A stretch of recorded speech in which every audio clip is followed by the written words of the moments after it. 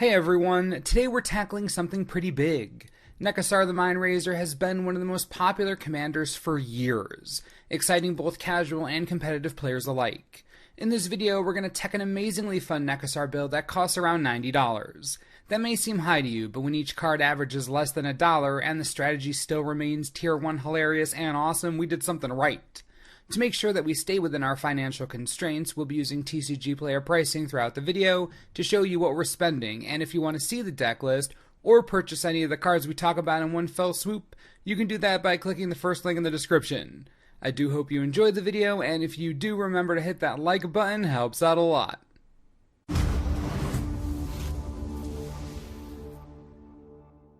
We'll begin with the commander himself. Nekusar is 2 of anything, 1 blue, 1 black, and 1 red for a 2/4 legendary creature zombie wizard. At the beginning of each player's draw step, that player draws an additional card. Whenever an opponent draws a card, Nekusar deals 1 damage to that player. As you can see, Nekusar has a very interesting and unique ability. You kill your opponents by giving them an embarrassment of riches, too many cards. And since Nekusar is blue, black, and red, we're going to be building a draw-centric deck with a control shell around it. This is unlike any commander deck you've seen. Let's get into the nitty-gritty, shall we? Remember, the entire point of this deck is to get our opponents to draw as many cards as possible. What better way to do this than with Wheel of Fortune type effects? By this I mean cards that cause players to get rid of their hands then replace them. Get rid of could mean discard, exile, or put back into their libraries, but the important part is that they draw afterwards. Whenever an opponent draws a card, Nekusar deals 1 damage to them. Now imagine Nekusar on the battlefield and you cast Reforge the Soul, Time Reversal, or Wheel of Fate comes off Suspend. So many draw triggers, think about it. You're in a multiplayer game with Nekusar out and you play one of these that's savage. Best part? There are so many wheel effects in this deck you will never have a problem abusing Nekusar's trigger. While drawing 7 isn't all that common, both Magus of the Jar and Magus of the Wheel excel at triggering Nekusar. We're also running Dragon Mage and Runehorn Hellkite for additional 7-card draw spells. But that isn't enough, so we employ the talents of smaller wheel effects, replacing cards based on hand size rather than a concrete number. We're running Dark Deal, Incendiary Command, Molten Psyche, Windfall.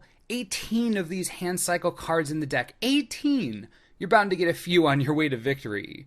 As far as creatures are concerned, there aren't too many effective wheel creatures, but Jace's Archivist and Whirlpool Warrior join the aforementioned Mage and Hellkite as solid budget options, with the Archivist specifically being an absolute bomb in this deck. Each turn you get to do this for 1 mana? Come on, that's insanity. Add in more solid wheel options like Teferi's Puzzle Box, Winds of Change, Whispering Madness, and Collective Defiance, and you have one heck of a card cycle package, one that will surely make Nekusar proud. When you're doing all this cycling, you're also forcing your opponent to discard a lot of cards. And while discard isn't exactly a focus of this deck, we'd be remiss if we didn't include at least a few ways to take advantage. Liliana's Caress, Megrim, and Geth's Grimoire are all solid discard synergy spells. The Caress is going to annihilate life totals if left unchecked. I mean, your opponent loses 2 life each time they discard, and you're running 18 hand cycle effects, you do the math. The Caress is a 2-mana uncommon from M11, but it is a true nightmare for your opponents. If 1 wasn't bad enough, 2 is much worse. Megrim joins the party as another piece of discard synergy insurance. Again, not a focus, but a solid inclusion that forces your opponents to do something or they just die. Geth's Grimoire is here honestly because I can't avoid this amazing value. You get to draw all the cards you want. Be careful not to deck yourself, but still, the Grimoire can help you come back from a rough spot by refilling your hand to max capacity. Now, cycling effects just aren't enough. We need more oomph, more draw spells for everyone. We're really an equal opportunity offender here. All we need our opponents to do is, well, draw cards. So say hello to the not-so-subtle card draw package.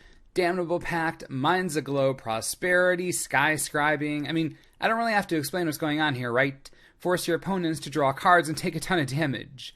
In the case of the Pact, they lose a lot of life, and that isn't the only card we have like that. Master of the Feast punishes through card draw. Saizan forces your opponents to both lose life, then draw cards, losing more life.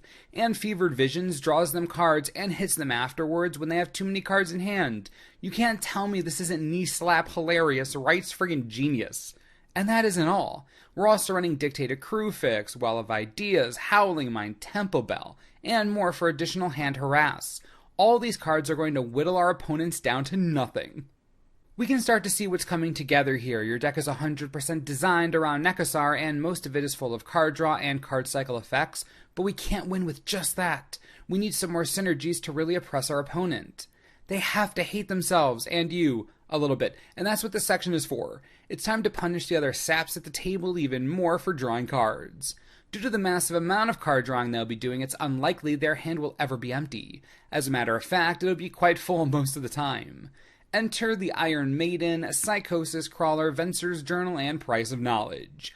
Delicious cards that love huge hands. Your opponents have a lot of cards, too bad for them. You have a lot of cards, yay, party time. It's a wonderful double standard.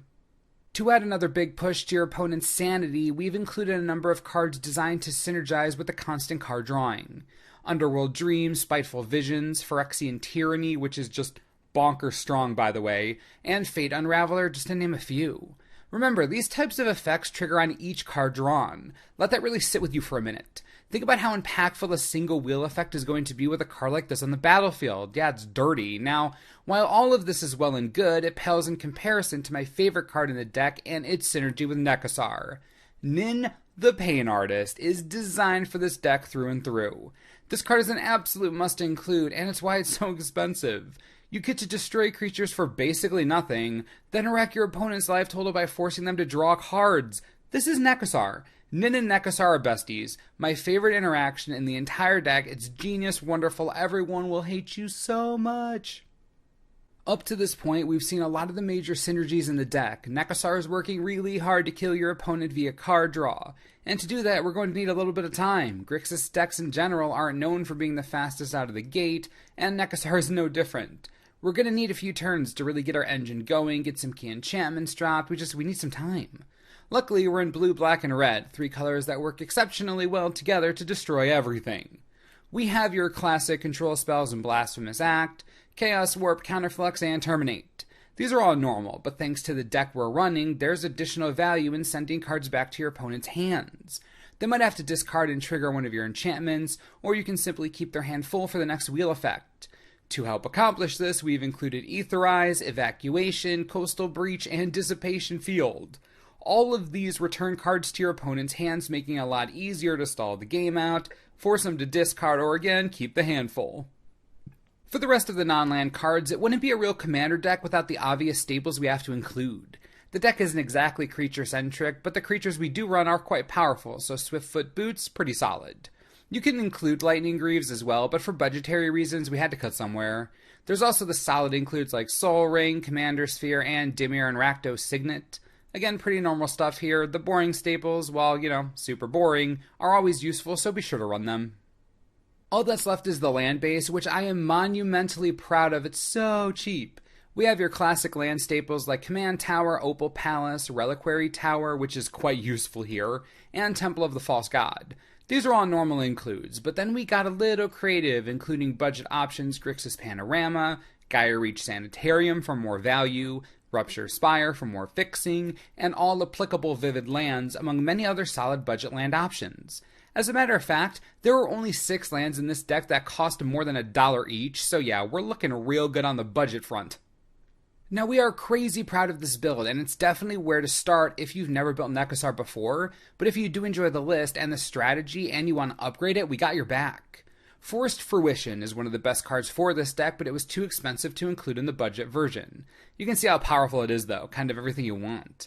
Wheel and Deal, same thing. A bit too expensive, but we needed to make room for more budget options. Also on the list of crazy expensive cards we wish we could include: Magus of the Will, Wheel of Fortune, Time Spiral, and Consecrated Sphinx. Add in normal wants like Cyclonic Rift, Vampiric Tutor, Mystical Tutor, and Demonic Tutor, and you have a solidly upgraded Nekusar deck list. That's the best thing about Grixis. There's so many broken control cards. It's so good. So what do you think about our budget Nekusar build? Is this something that you might be interested in making in the future? Did you know about Nekusar before? Does he interest you now? I gotta know what you're thinking. Also, if you have built a deck or have any experience at all with it, be sure to let me know what you like or dislike about him or the list. Would love to hear your thoughts. Lastly, be sure to click the first link in the description for the deck list and the best prices on cards.